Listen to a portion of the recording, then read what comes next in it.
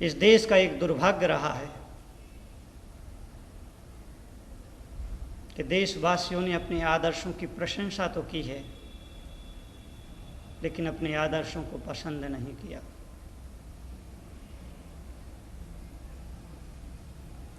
किसी भी मजहब और किसी भी धर्म का आदमी रहा हो, उसने अपने आदर्शों की प्रशंसा में कभी कोई कंजूसी नहीं दिखाई। जी खोल करके प्रशंसा की है और प्रशंसा में हजारों ग्रंथ, सैकड़ों ग्रंथ भर गए, लेकिन अपने आदर्शों को पसंद नहीं किया गया।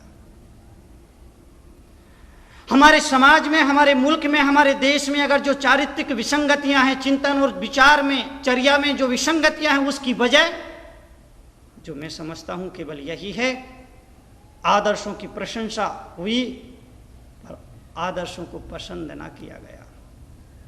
प्रशंसा करना बड़ा सरल काम है, बड़ा सरल काम है, कुछ भी तो नहीं लगता है, उठाई जीभ तलवे से दे मारी, हो गई प्रशंसा।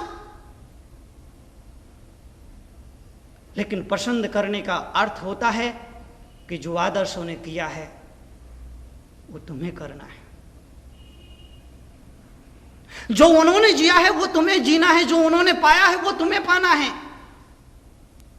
जिस तरह से कठोर तपस्या, जीवन में सात्विकता, जीवन में उदारता उन्होंने अपनाई है, वही उदारता, वही सात्विकता और वही तपस्या तुम्हें अपनानी है। कल ही मैंने कहा था कि एक अधनंगे फकीर ने इस देश को आजादी दिलाई। सारी दुनिया उसे मोहनचंद करमचंद महात्मा गांधी के नाम से जानती है।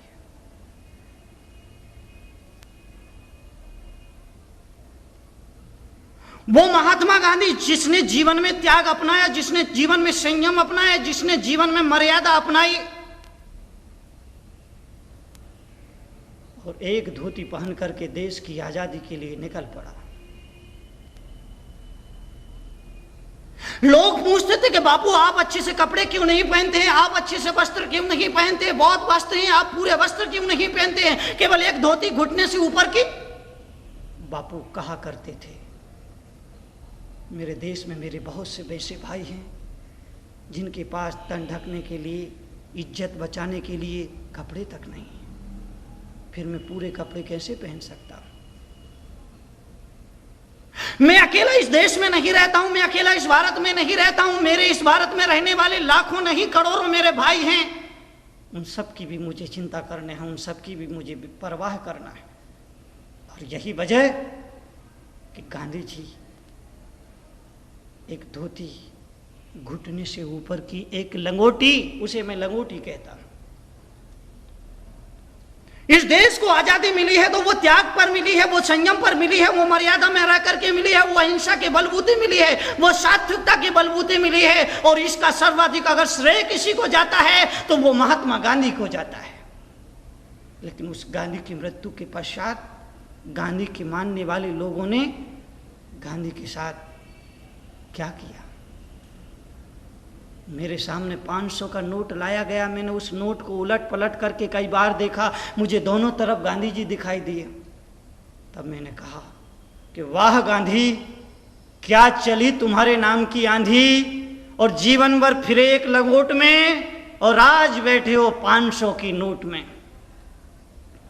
जो गांधी एक लंगोट में फिरता रहा देश की आजादी के लिए, देश को स्वतंत्र करवाने के लिए, आजादों को अंग्रेजों को इस देश से बाहर खदेड़ने के लिए, गांधी की समाधि के बाद, गांधी की मृत्यु के बाद गांधी के ही भक्तों ने, गांधी के ही शिष्यों ने गांधी को 500 के नोट में बिठा करके ये सोच लिया कि हमने गांधी जी की अर्चना कर ली, पूजा कर ली, गांधी जी के पद का अनुकरण कर लिया। ये इस देश का दुर्भाग्य रहा है। इस देश का सबसे बड़ा दुर्भाग्य यह रहा कि जब हमने अपने आदर्शों का, अपने तीर्थंकरों का, अपने अवतारों का, अपने ऋषि मुनियों का, अपने गुरुओं का, अपने जगत गुरुओं का, अपने शंकराचार्यों का, अपने ही पूज्यवरों का आदर्शों का आचरण का अनुकरण नहीं कर पाए, तो हम उन आदर्शों को उसी मोह माया में घसीट लाया करते हैं, जिस मोह माया से ऊपर उठ करके वो पूज्य हुआ करते हैं, वो अभावान हुआ करते हैं, वो दिव्य और भव्य हुआ करते हैं। इस देश का ये सबसे बड़ा दुर्भाग्य है। गांधी के भक्तों ने जो गांधी के साथ किया वही जैनों ने महावीर के साथ किया। प्रत्येक महापुरुष के साथ ये दुर्घटना घटी है। मैं इंदौर शहर में था, आहार करने के बाद अपने निवास स्थान पर वापस जा रहा था, संत निवास पर जा रहा था। रास्ते में मैंने देखा एक बहुत बड़ा साइन बोर्ड लगा हुआ था। उस साइन बोर्ड पर लिखा था महावीर वस्तु भंडार। मैंने माथा ठोक लिया, मैंने कहा कमाल हो गया। अरे जिस महावीर के तन पर एक चिंदी तक नहीं थी, उस महावीर पर हमने पूरी वस्त्र की थान लपेट दी। भगवान महावीर जिन्होंने दुनिया को अपरिग्रह का संदेश दिया है, अपरिग्रहवाद का उपदेश दिया है। महावीर ने कहा है अगर सुख का जीवन चाहिए, सुकून का जीवन चाहिए, आनंद का जीवन चाहिए, तो कम से कम संसाधनों का उपयोग करके अपने जीवन का यापन करो, मन पर नियंत्रण करो, अपरिग्रह को अपनाओ, परिग्रह का प्रमाण करो। लेकिन उस अपरिग्रह का संदेश देने वाले महावीर को महावीर के भक्तों ने, जैनों ने, महावीर जिसके तन पर एक चिंदी तक नहीं थी, पूरा वस्त्र पूरा थान लपेट दिया। महावीर के साथ भी यही दुर्घटना घटी जो दुर्घटना बापू के साथ घटी। ईसाइयों ने भी अपने जीसस के साथ यही किया। भोपाल में था, वहाँ कुछ क्रिश्चियन स्कूल की सिस्टर्स दर्शनार्थ आई, तो मैंने देखा उनके गले में सोने चांदी की सूलियाँ लटक रही है।